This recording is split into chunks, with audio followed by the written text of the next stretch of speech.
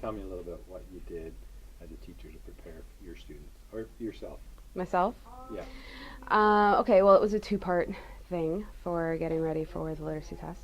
As far as myself planning, it was honestly getting to know what exactly was on a literacy test and the elements that my students were going to be tested on, and looking at past year literacy tests. If you go to the Osslt website, they have sample testing and lesson ideas and all that kind of stuff. And I just went on there and looked to see what kind of stuff they were going to be asked so that I could gear my lesson prep towards what they were going to be doing from intensively, because I had my grade 10 second semester. Right. So I knew from the beginning of February till about mid-March, I was just going to saturate them in prep because they would not have had English since the year before. Okay. So it was just kind of getting them ready and getting me comfortable with everything that they were going to be asked to do. So specifically, what did you do to get your students ready? So for students, we had, that's the two parts. So outside of my classroom, we did literacy tutorials with at-risk kids. I teach applied English, so pretty much all my students came into that tutorial at some point. We removed them from class, and there was one team that would come in the morning and then a different set of students in the afternoon. And we literally did sit them down with that practice test and go through those exercises. This is what you will be expected. This is the type of answer that you could use. And we did that. In my classroom, and I brought stuff, I used these two books here. So this is Don't Panic. This is the Osslt thing to use. And you can certainly order them, but apparently they're quite expensive, which is unfortunate. But you can certainly gear lessons toward this. So I was fortunate enough that each student got their own book. And the first half literally is filled with every single section. So part 2 is writing practice. And we went through that together, and then I would set them to do the task on their own. And here they get to practice how to answer things using multiple choice. And they got to do that. Short summary. The lessons are in there, so they can take it home and review it. They can do it here, and it's fine. And so don't panic. Excellent. Other than that, we also used the literacy power, and again, they got to use these books, keep these books, and it's got tons, articles, all that kind of stuff, and and they get to use that, and a lot of them got to that practice, and we did those lessons.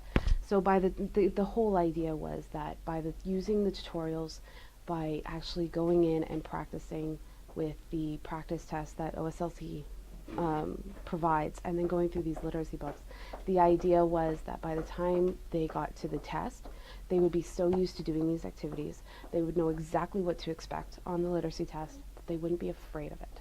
So was that just for the at-risk students or for No, everybody? all the grade 10 students this year, every grade 10 teacher was offered these books.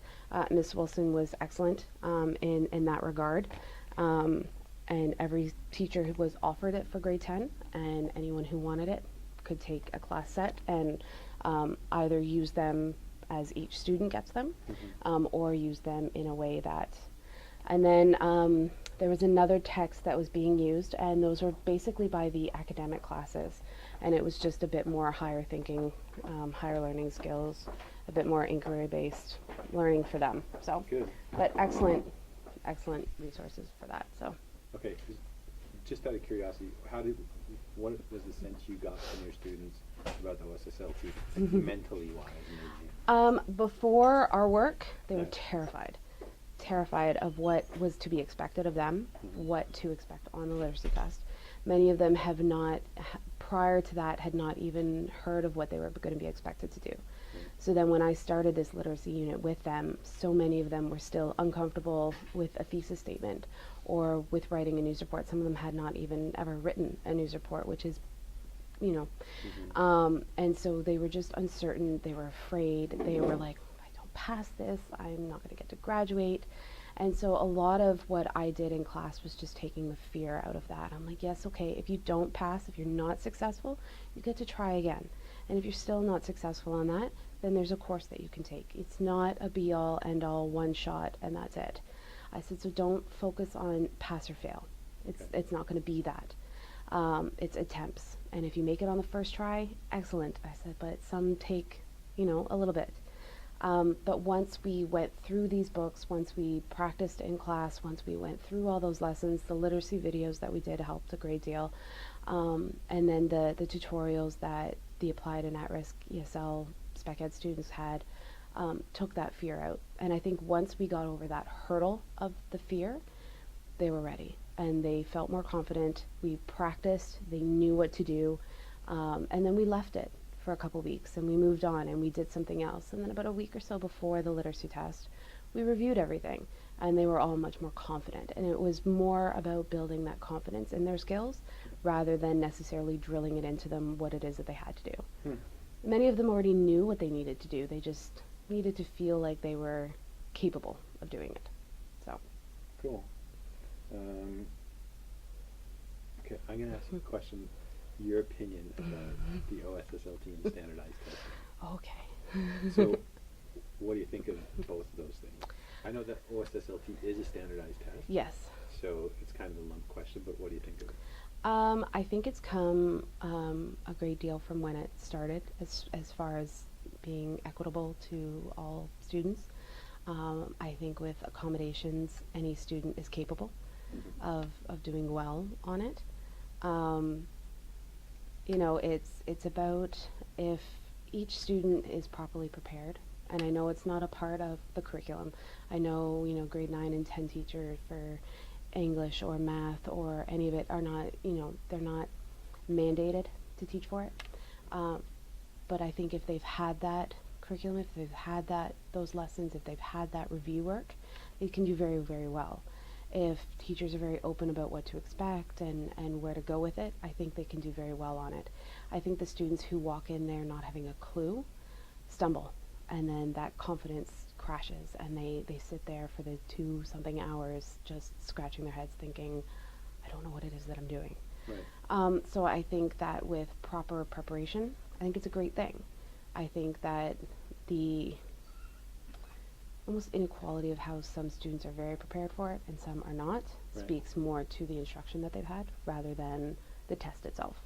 So do you think you teach to the test? No, I think it's that certain teachers preference one assignment or one writing activity over another. So like when I said some of my grade 10s had never written a news report, if I had not taught them how to do a news report, they would have walked into that test and not had a clue. Even though it's something that should be covered in grade 9, they're not practicing that at all, and then for where they don't know. It could be something as simple as that. I think I didn't write the literacy test and I did pretty well. So do we need it? It's nice to know where every student is, and it's nice to know that when they're graduating, they've all been capable of passing this test. I don't know if it's an accurate representation of what a student is capable of doing. Right.